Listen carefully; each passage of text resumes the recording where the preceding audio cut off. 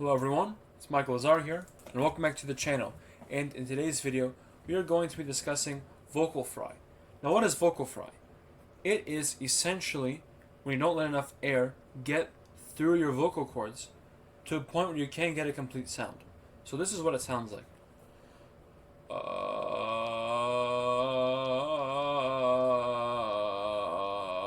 You hear that rasp, that's the fry. So let's say you want to actually do it. How do you go about doing that? Well, it's a little bit easier than you might think. Take a note and sing it really quietly. Ooh. And try to get louder without adding air. Ooh. So this is what it should sound like. Ooh.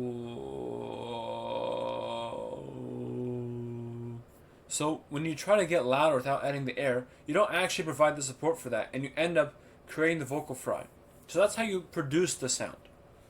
Now let's say you actually want to use this sound in your voice. Well, how do you practice it? Simply do some vocal fry with some exercises. Ooh.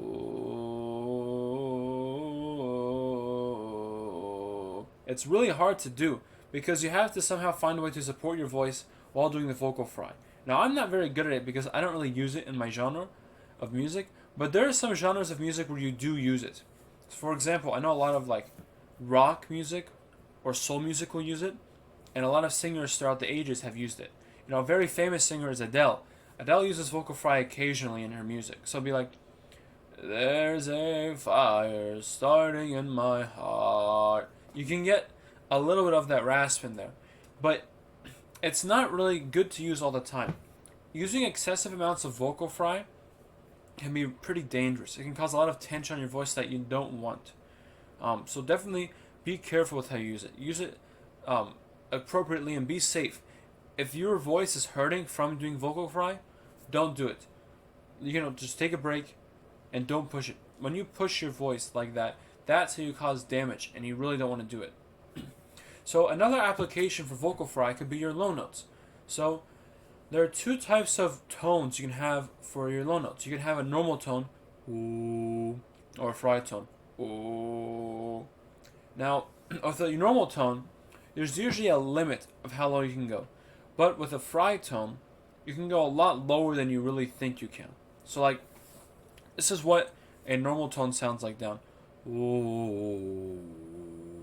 That's my lowest note there with normal tone. Ooh. And right there,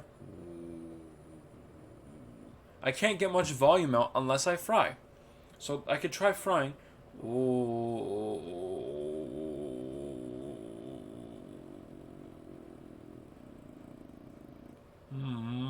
I sing that note an octave lower. It's hard to hear it, but with the vocal fry, you're able to produce a little bit of a louder and more pronounced sound. So let's say you're singing low notes and you actually don't want vocal fry. Let's say you want a pure sound when you're singing low notes. It's pretty easy. Add more air to your voice. Now, if you haven't watched my last video about how to sing low notes, I would do that without pushing. Because in order for this to work, you have to make sure your voice is placed pretty forwardly, more on this side as opposed to this side. Alright? So you want to have a forward placement, and you want to add a lot more air. So this is how it would sound normally. Ooh. Again, if you're having trouble with those lower notes, do some exercises down there. Or something like that.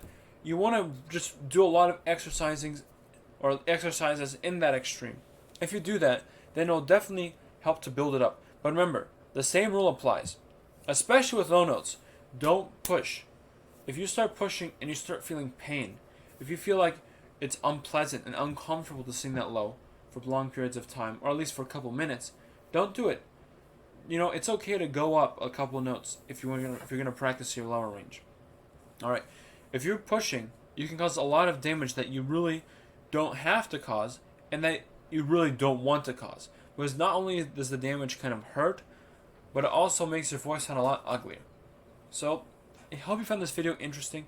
If you did, I would greatly appreciate if you liked and subscribed. Other than that, I'll see you in the next one, and have a great day.